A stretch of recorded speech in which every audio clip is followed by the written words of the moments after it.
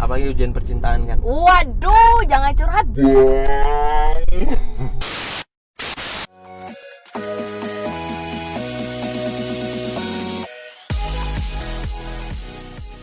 Halo, Bapaknya. Selamat sore. Apa kabar? Ya Alhamdulillah. Allah, akhirnya bisa dijemput juga. Parah. Kita kemana nih?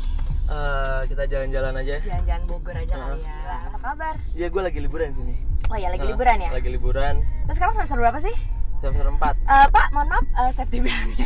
Oh iya, ini Bang. Jadi Gimana, Kak? sekarang lo semester berapa, Ren? semester 4. Ini jurusan apa? Teknologi manajemen. Teknologi manajemen. Berarti kayak itu jurusan yang kayak berbau-bau Teknik kali ya. Teknik banget gitu, anak teknik. Secara dandanan gue anak teknik banget sih. ya berantakan ya, Iya, berantakan. ugal-ugalan gitu ya. Tapi tetap cool. Kenalin dulu dong nama. Oke. Jurusannya tadi udah kan? Heeh. Sama semester. Oke. Nama gua Muhammad Sri Gadindra. Panggilannya Oke. Bang. Bang Garin. Asik. Asik. Sumpah itu banyak banget. Di UM kalau manggil gua bukan Bang, tapi Mas.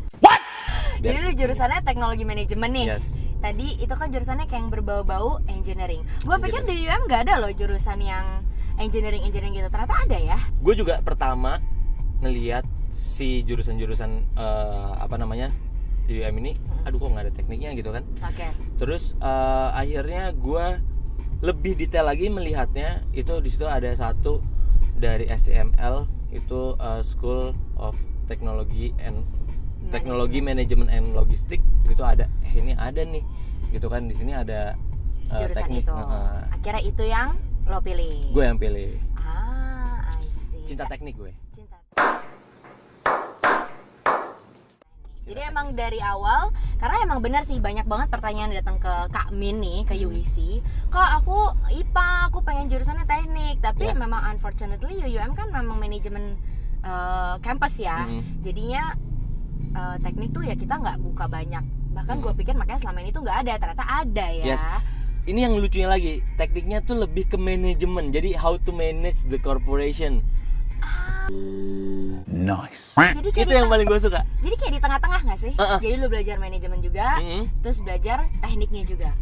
Ya, which is pada saat kita di satu corporate itu, masa sih kita nggak mau ke satu manajemen di satu corporate itu kan? Yeah. Nah, tapi kita harus tahu aspek-aspek di bawahnya juga kan, dari flow, technicalnya gimana, pengerjaannya gimana. Ya bagus dong. Jadi lu tuh nanti bakal jadi graduate yang ilmunya banyak. Ya, Nggak amin. cuma yang bagian tekniknya aja, tapi lu juga ngerti the business side of your industry. Ya, Iya kan? itu di situ Ah. sebenarnya. Jadi mungkin itu juga kali alasan lo kenapa lu milih jurusan teknologi manajemen. Ya. Karena mungkin satu itu passion lo. Lo IPA berarti ya? Gue IPA. SMA-nya Gue IPA. sesuai dong sejalan. Plus kayak lo juga ada belajar bisnisnya juga. Itu di situ. Jadi it's actually plus point ya, bukan berarti terus sekolah engineering atau sekolah teknik di UUM terus malah jadi nggak bagus gitu kan? Enggak. Malah teknik itu sangat general gitu menurut gue. Iya. Bisa lu kerja di mana aja. Prospek kerja. Prospek Nah, kerjanya bisa menurut di mana. lo kan yang mahasiswa aktif, Uh-huh. masih tahun 2 berarti lo ya, Uh-huh. sekarang semester 4. Lo udah kebayang dong nih, kayak 2 tahunan lagi lah ya. 2 Iya. tahunan lagi lo bakal lulus, lo bakal terjun ke industri cari duit nih. Nah, industri kerja apa sih yang bakal lo incar sebagai anak teknologi manajemen?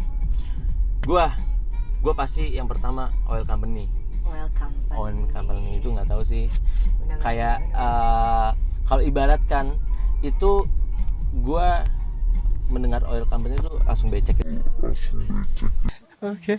Hujan ya lagi kan. musim hujan Yeah. kan, iya benar. Nah, yang kedua di manufacturing itu di otomotif. Ya, semua cowok kan suka otomotif gitu kan. Tapi jangan salah lagi, kalau lu ngambil teknik mesin itu lu bakal jadi operator atau jadi mekanik, itu enggak sih menurut gue.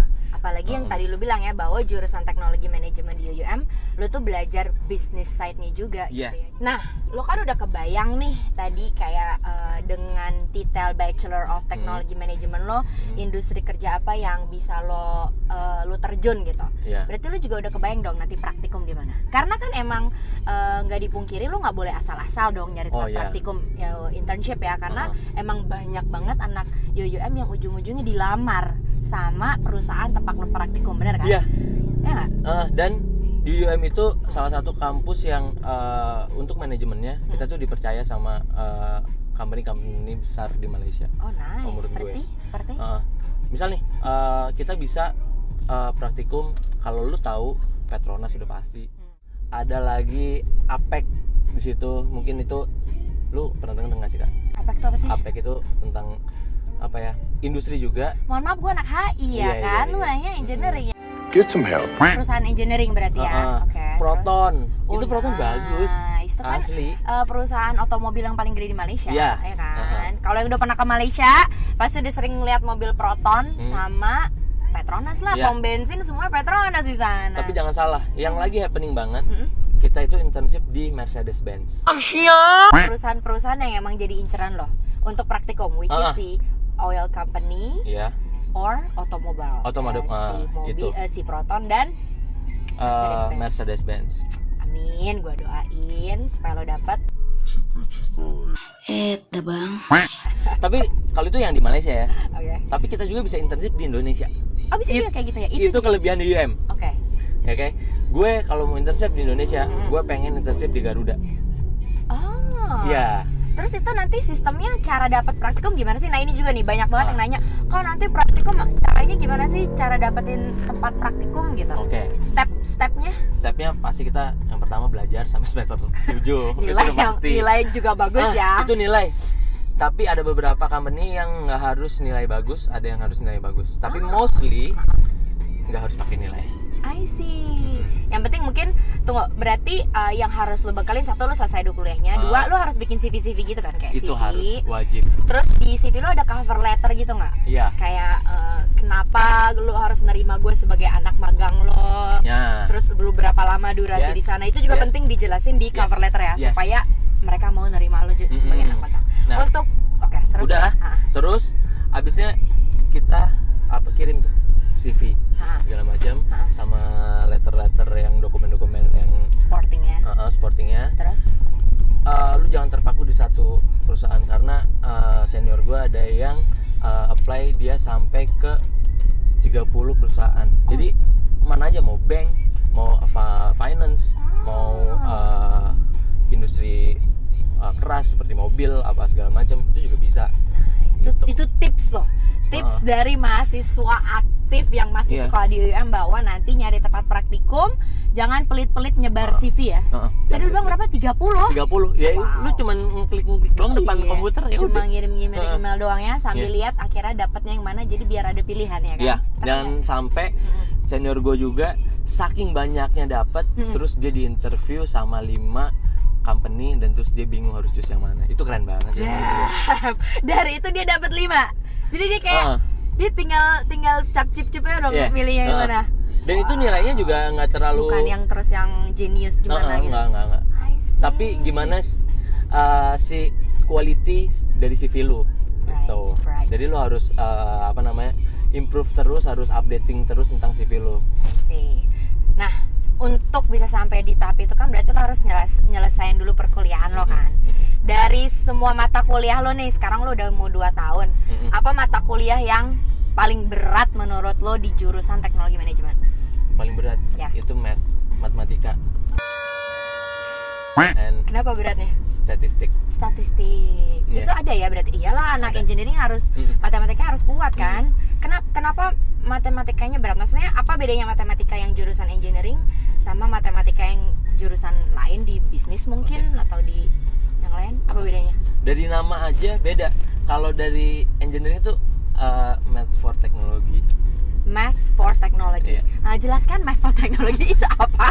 Jadi gue juga nggak bisa jelasin ya, tapi kita bisa lihat pas kita belajar itu perhitungan tuh lebih kompleks, terus lebih spesifik gitu. Kita ngitung toleransinya aja sampai 0,05. Wow, akurasi ya. Secara kan engineer nih kayak lu bilang tadi otomobil, lu yang bikin mesin nggak mungkin asal-asalan ya kan itu. Yoi bro, kalau nggak ini Kak udah pernah nabrak semua remblong. Remblong.